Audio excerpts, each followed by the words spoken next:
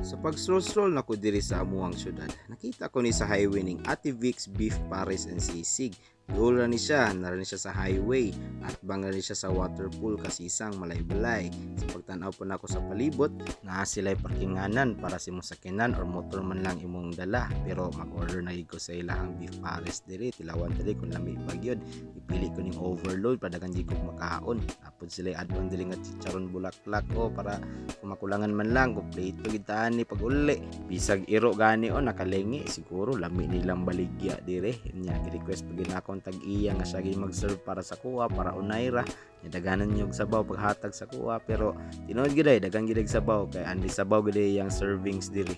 kung tanaw nimo di pud makamahay nga tag 80 ra ang ilahang baligya silang beef paris na pag sila add-on diri nga fried garlic palapa, limonsito, depende sa imuhang choice diha pero gipili ko ning fried garlic kagulan pud og chili garlic and toyo kay ganahan may kog parat-parat niya di na to kalimtan itong mga green diha kay para lami pud tanawon atong tirada karong gabi una sagol-sagol lang gud ginagmay ready to eat na rin ni akong gi-order dayon